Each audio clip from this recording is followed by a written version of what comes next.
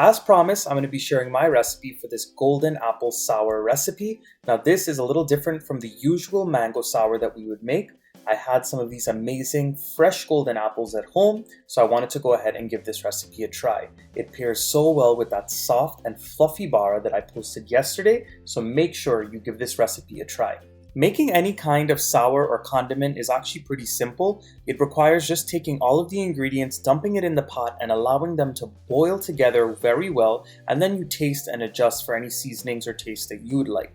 So in a large pot, I'm going to go ahead and fill it up with some water about halfway.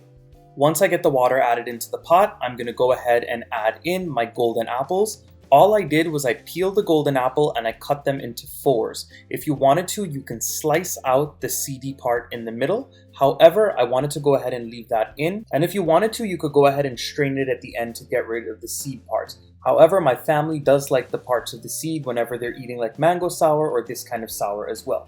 We're going to be adding in a couple of wiri peppers. I'm using about 5 to 6 today. I'm also going to be going in with a little handful of garlic. If you're interested in the full list of ingredients and measurements, I'm going to have them listed in the description box right below the video. Of course, although that I'm putting that in, you have to make sure to adjust the seasonings to the taste that you want. Some people like their sour to be very sour. They like it to be very salty. Some people like it to be very sweet. So you have to season it as per your own taste and preferences. I'm going to be going in with a good amount of salt to season as well. And I'm going to be adding in a little bit of sugar. Now I wanted to give a recommendation. Do not add in a lot of sugar to start off with, because the problem is you can never get that sweet taste out of the sour if you accidentally make it too sweet. It requires you to end up adding a lot of vinegar and a lot of salt, and it sort of changes the taste that the golden apple would have. So just be careful, add a little bit now, and you can always taste later to see how much you'd want. And I'm also going to be adding in some white vinegar. This right here is going to give it that nice sour taste that a mango sour or this golden apple sour is known for.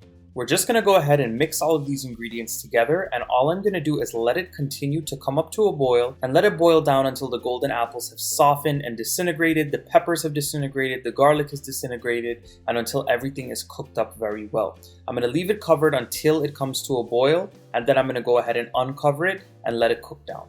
This is after about 15 minutes of boiling away. As you all can see, the golden apples have started to soften a bit, but it definitely needs a longer time to cook.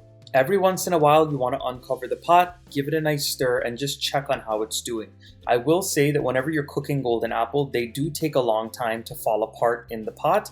That's just the way the texture is of the actual fruit. So as you can see, they're pretty much cooked at this point, but they need to continue boiling so this way it can start to melt on its own.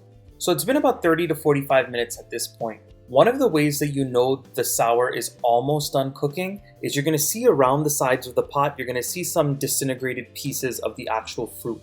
The same thing happens when you do the mango sour. That's just because as you had it covered and the liquid tends to rise in the pot a little bit, you have some of those pieces sticking to the side. So that's how you know it's cooking very well. What I like to do is I like to take my dal gutney and I like to go ahead and swizzle everything up very well so it can start to melt on its own. You can see that it's slightly thickened, but I want to boil it down a little more to get a thicker texture. So from start to finish, I ended up boiling my sour for about an hour. The reason why I boil it so long is because I don't like to mess with it. I just like to let it go low and slow and melt on its own. And once you see that it's done melting a bit, you can take your dal gutney and swizzle everything just to make sure the pepper melts, the garlic melts, and the golden apple melts off the seed as well. This right here is perfect for me. Remember, as this cools, it's also going to thicken up very well. Remember to taste and adjust any seasonings that you want to in this golden apple sour. But other than that, I hope you all enjoyed and pair it alongside a nice fried snack. Please like, share, subscribe, and I'll see you all again in my next video. Bye everyone.